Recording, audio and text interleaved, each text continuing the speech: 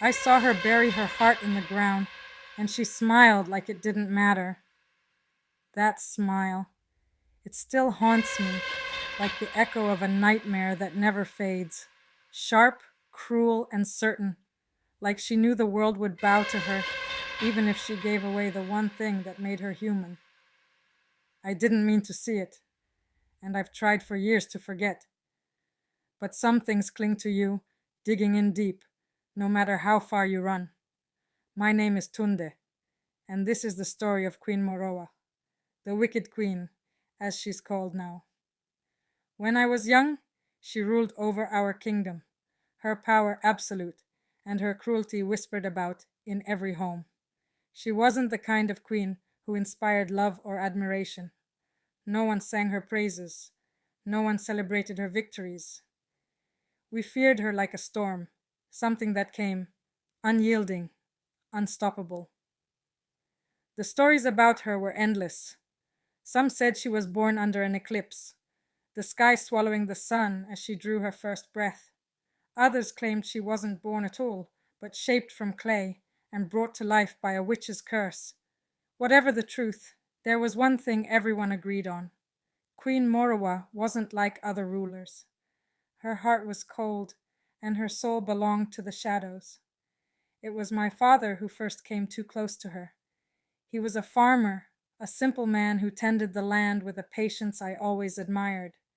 His yams were the pride of the village, plump, golden, sweeter than honey. People came from all over to trade for them, and soon word of his harvest reached the queen herself. One evening, as the sun dipped low and the shadows stretched long across the fields, her guards came. They were silent as ghosts, their faces hidden beneath iron helmets, their spears glinting in the fading light. They said, "The queen demands your finest yams for her feast," they said. My father bowed, his voice steady even though I could see the fear in his eyes.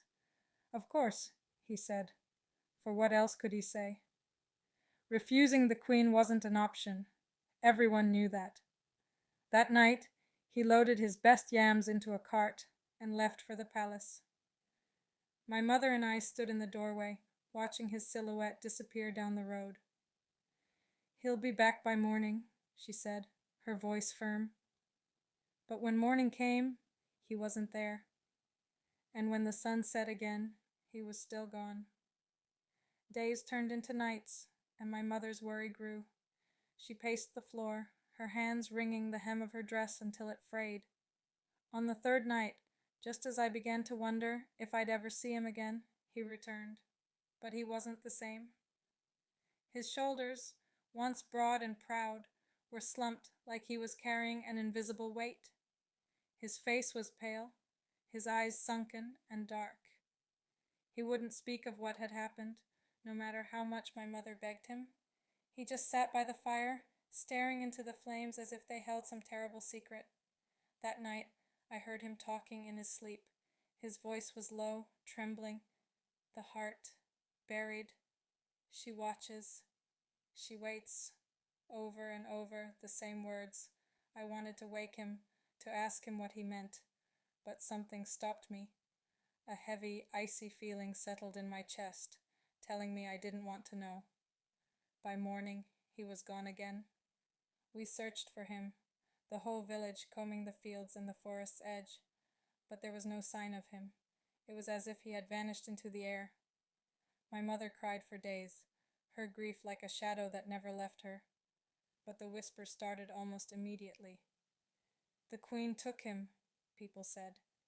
"He must have angered her." Life moved on, as it always does, but I couldn't let it go. I wanted to know what had happened to my father. I wanted to know why he had returned so broken and why he had disappeared again. One night, against my better judgment, I followed the whispers. Yes, whispers. They were soft, faint, like the rustling of leaves in the wind, but they seemed to come from the ground itself. "Come," they said. "Come and see." I was just a boy, but I was angry and scared, and desperate for answers. So I went. The forest was alive that night. The trees seemed to move when I wasn't looking, their branches reaching for me like fingers. The air was thick, heavy with the smell of earth and something metallic, like blood. The whispers led me to a clearing I'd never seen before, and there she was.